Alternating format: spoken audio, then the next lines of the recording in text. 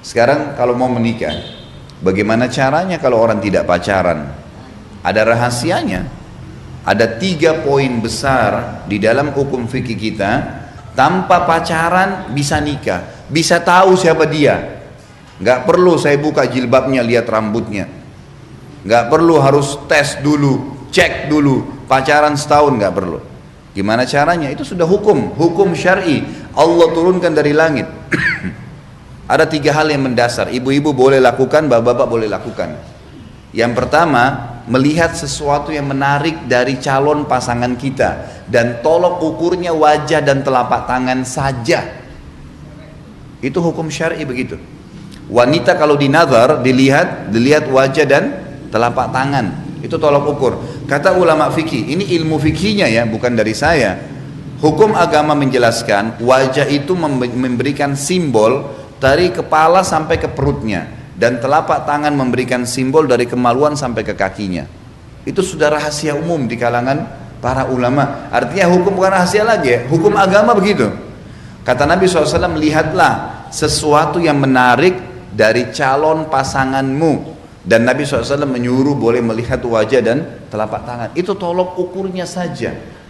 Artinya itulah yang akan sering kelihatan. Telapak tangan itu punggung ya, punggung telapak tangan ya maksudnya. Bukan bagian dalam tapi punggungnya. Umumnya seperti itu. Maka yang dilihat 2 hal ini. Tentu ini relatif. Jadi ibu boleh melihat bagian wajah si laki-laki tadi. Oh, saya suka melihat alisnya, matanya, hidungnya. Itu bebas dalam hukum syar'i. Tapi sebatas wajah. Telapak tangan, oh iya sudah selesai. Seperti itu tolok ukurnya. Artinya sebagai simbolik badan ya. Yang kedua, mengenali keluarganya. Mengenali keluarga ini caranya adalah keluarga ayah dia itu akan mewariskan fisik,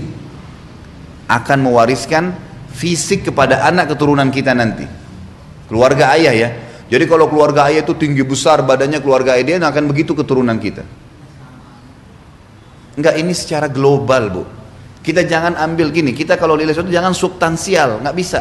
Kita kalau nilai sesuatu tuh cabang-cabang, nggak bakal selesai masalahnya. Ini global.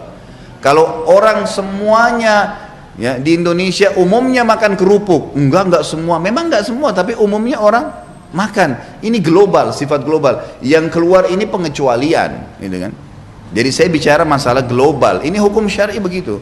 Dan ini sudah dipraktekin, ini bukan karangan dari saya, gitu kan? Ini sebuah hukum. Kemudian keluarganya itu diambil daripada hadis Bukhari. Ini kasus terjadi.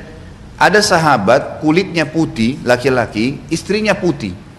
Menikah, begitu hamil, melahirkan istrinya, anaknya kulitnya hitam. Hitam kelam anaknya.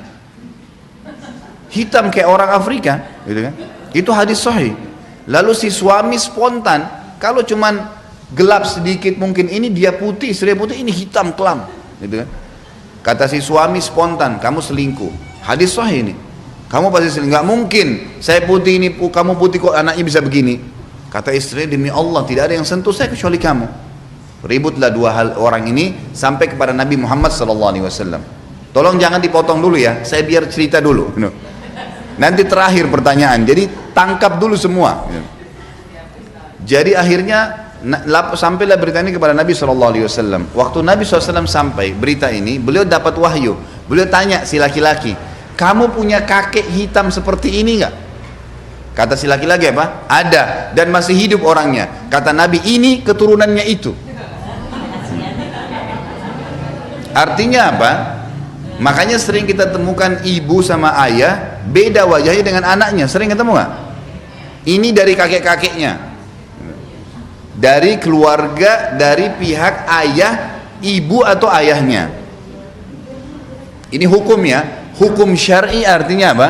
Allah memberikan gambaran kepada kita seperti itu. Ada anak yang mirip ke ibu ke ayah, tapi yang jelas umumnya secara fisik cenderung kepada keluarga ayah. Kalau karakter umumnya turun dari keluarga ibu. Karakter. Saya mau menikah dengan seseorang, gimana caranya saya tahu sifat-sifat umumnya? Maka lebih cenderung dilihat kepada keluarga ibunya. Keluarga ibu itu mewariskan karakternya. Oh, keluarga umumnya ibunya itu dosen, guru-guru, pedagang. Oh, orang baik-baik, keluarga baik-baik. Sudah, itu sudah umum, umumnya.